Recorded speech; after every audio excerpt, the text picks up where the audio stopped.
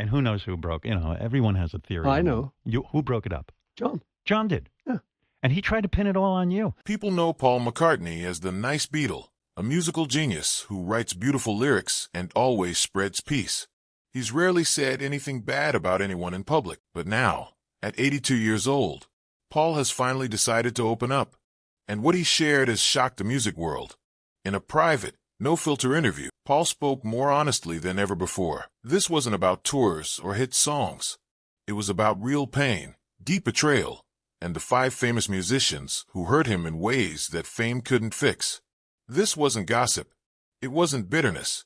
It was Paul finally speaking the truth. He said that there comes a point in life when you don't want to pretend anymore. I'm not trying to hurt anyone, Paul explained, but I'm also tired of staying quiet just to keep the peace. The names he shared weren't just anyone. These were rock legends, guys most people thought were his close friends and musical partners. But Paul says behind the smiles and the photos, there were rivalries, cold shoulders, and deep wounds that he carried for years. And now, for the first time, Paul is naming names. The first, a man he once called his musical brother, a blues guitarist who inspired the world, but who, according to Paul, also caused one of the deepest personal betrayals of his life. That man is Eric Clapton. At first, Paul looked up to Eric Clapton. He thought Clapton was a master guitarist, full of soul, precision, and talent. When George Harrison invited Clapton to help record While My Guitar Gently Weeps, Paul didn't complain. He actually liked the idea. It added a cool new sound to the track. But now, Paul says that moment quietly planted the first seeds of a bigger problem. Looking back, Paul realizes that's when the distance began. After the Beatles ended in 1969, Paul was trying to start fresh and build his own path. But Clapton, who had once felt like a teammate, started to pull away. At first, it was small stuff, like not answering invitations or skipping chances to perform together. Then came the big blow. In the early 70s, Paul invited Clapton to join a new supergroup, something huge that mixed the Beatles' legacy with Clapton's blues style. But Clapton didn't even reply, not even a polite no, Paul said. Just silence. Clapton kept playing with George, Ringo, and sometimes even John. But never Paul. I felt shut out, Paul admitted, and I didn't understand why. Was it personal? Was I not cool enough anymore? The final straw came in 1992 during a tribute concert for George Harrison. Paul was secretly hoping he and Clapton might finally play together again. But Clapton, who helped plan the event, reportedly made sure Paul was added last and told the organizers, "Let's not turn this into a Beatles reunion." Paul was hurt. It wasn't about ego, he said. It was about respect. At that moment, he felt invisible. Paul doesn't say he hates Clapton, but he doesn't call him a friend anymore either, because no matter how good the guitar playing was, something deeper had broken. Paul felt like Clapton had erased him from his own story. For years, fans loved the rivalry between the Beatles and the Rolling Stones. Magazines hyped it up, fans picked sides, and it seemed like just fun competition. But Paul McCartney says there was more to it. Something real, something that hurt. And at the center of that pain was Mick Jagger. "We used to laugh about it in interviews," Paul said. "We joked about the competition, but not all of it was funny. Some of it cut deep." Paul shared that the Beatles actually helped the Stones when they were starting out. John and Paul gave them the song, "I Want to Be Your Man." Paul even praised Mick and Keith publicly, calling them a real band with talent. But as the Beatles got more famous, something changed. Paul says Mick started acting different, friendly to your face, but mocking you behind your back. In 1970, in New York, Mick told a reporter the Beatles were just a pop band. He said the Stones were the real deal. That comment stuck with Paul. He didn't say anything back then, but he never forgot it. Paul started to feel like Mick used their rivalry to boost his own image as the cool rebel compared to the Beatles' clean-cut vibe. But when it helped Mick, he'd show up smiling for photos or sharing a stage. He wanted the glory without the weight, Paul said. He wanted the crown, but didn't want to carry it. Then came the biggest insult. In 2004, during an interview with Rolling Stone, Mick was asked about songwriting. He said, "We still play real shows. The Beatles? Well, Paul sings ballads." Paul laughed, but not because it was funny. "Yeah, ballads," he said.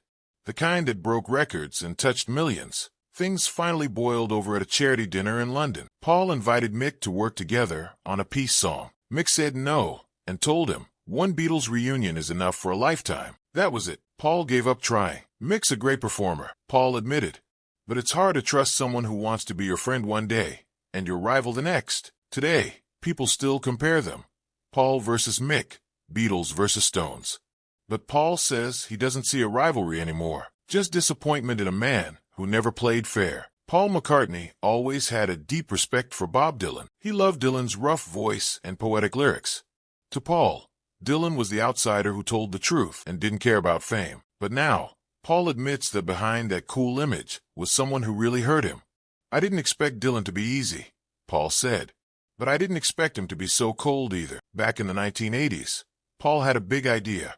He wanted to bring together famous musicians from around the world to send a message to leaders. Stop building nuclear weapons.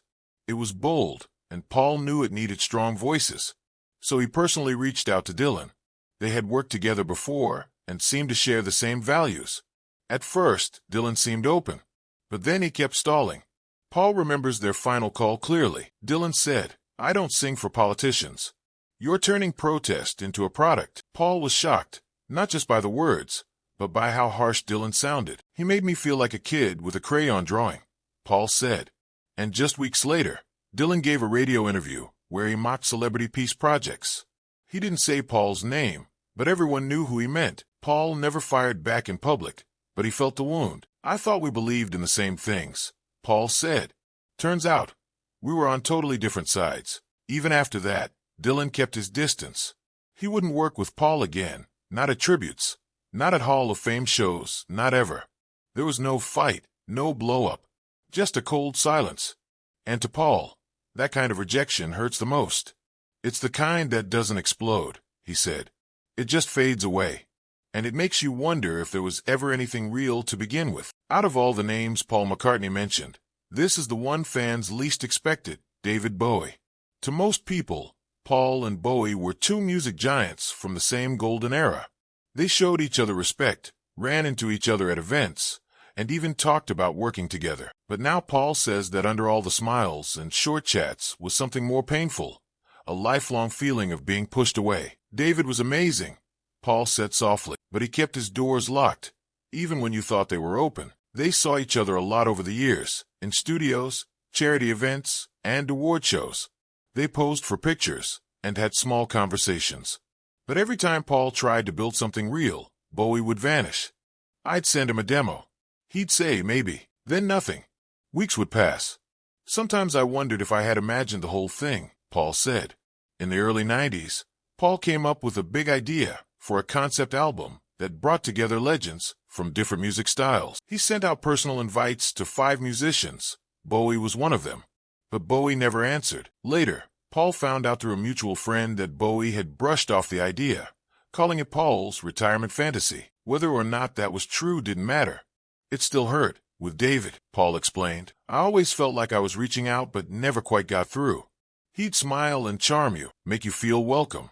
But he never truly let you in." Paul never confronted him. There were no fights or harsh words, just a quiet distance that left its mark. When Bowie passed away, Paul went to the funeral but didn't speak. "He was too special to hate," Paul said, "but too distant to ever call a real friend. To me, he's the friend I never got to have." Even now, with so much behind him, Bowie remains the one mystery Paul still hasn't solved. And then came the name everyone was waiting for, and maybe even dreading: John Lennon. Paul McCartney would never say he hated John. Not ever. Hate isn't the word. But if you asked him who hurt him the most, it was John. "He was my brother, my best mate, my creative partner," Paul said. "But sometimes, he made me feel like I didn't matter." After the Beatles broke up, things got really bad between them. John gave me interviews. He wrote sharp lyrics. He had jabs inside his songs that sounded like peace anthems, but were really aimed at Paul. Paul tried to stay calm and respectful, but John seemed ready to burn every bridge between them. "I'd open a magazine," Paul said, "and see him say my songs were boring, or that I was holding him back. And I'd think, how did it come to this?" The biggest blow came in 1971 when John released How Do You Sleep, a song full of angry words clearly aimed at Paul. John sang, "The only thing you did was yesterday. Since you're gone, you're just another day." Paul heard it. The whole world did. And it cut deep. "He knew how to hurt me," Paul said.